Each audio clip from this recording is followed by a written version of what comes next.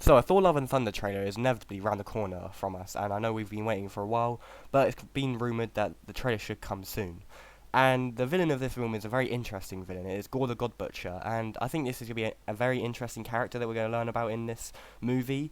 And in today's video, I'm going to talk about his backstory and who he is in the comics and in Marvel, and how he can have an effect in the MCU. And recently gods they're getting introduced to the MCU quite frequently now, especially with Moon Knight. We get Khonshu, and there's so many more gods that are gonna get introduced to the MCU. So if you like a series sort of me explaining the gods in the MCU as they come out, I might make a video on who Khonshu is in the comics and stuff like that, and who he is in the MCU in the Moon Knight show, and what his effect will be. So if you do like the sound of that, then tell me down below and I'll do that. But today's video is going to be up Gorr the God Butcher and his effect on Thor: Love and Thunder. So if you do enjoy this video, please like and subscribe. And yeah, let's get into it. So, the early years of Gorr the God Butcher, he was born on a planet with no name, almost every day on the brink of starvation. He was taught to trust in the gods, but they never answered his prayers. At an early age, his mother and father died, and leaving Gorr to fend for himself in the harsh environment. Years later, he married and fathered some children. However, most of them died. Gorr's pregnant mate, Ara, was killed during an earthquake, and one by one his children perished until he was left with one son, Agar. When Agar was on the brink of death due to the starvation, Gorr sought to ease his suffering and told his son they would soon reach a forest where they would never go hungry again.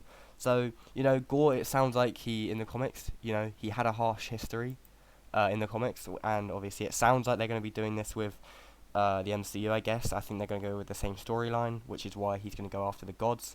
And yeah, stricken with grief after Agar's death, Gorr gave up hope and outwardly expressed his belief that there was no gods, for which he was exiled by his superstitious people. While wandering the desert praying to die, Gorr witnessed a pair of battling gods, a dark elder god called Null, which is confirmed that Thor has had encounters with in the past, and Null is in the comics anyway, he is the god of the symbiote, so maybe a hint at the symbiotes in this movie if they do add him in Thor: Love and Thunder.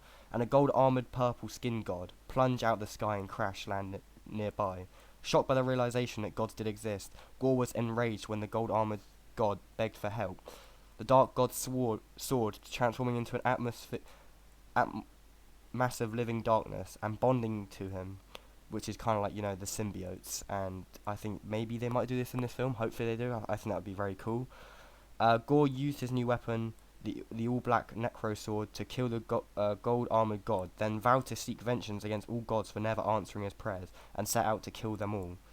Gorr despised any god and travelled the cosmos for thousands of years to exact his revenge, embarking on a decidal crusade in which he allegedly killed many gods of fear, war, chaos, genocide, revenge, plagues, earthquakes, blood, wrath, jealousy, death, and a few gods of poetry and flowers. Obviously in the comics, Gorr did have many encounters with Thor, who is the god of thunder, which is obviously why he wants to kill him in this movie. And I'm guessing we're going to see many deaths of other gods in this movie.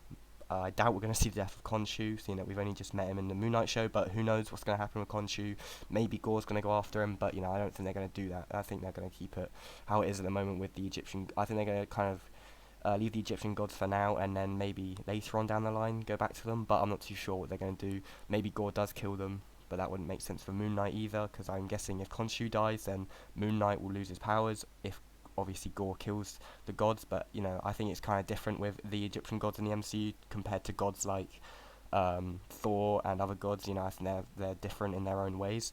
So yeah, I think obviously Gorr, he is a very, very interesting character and villain that we're going to be learning about in this movie.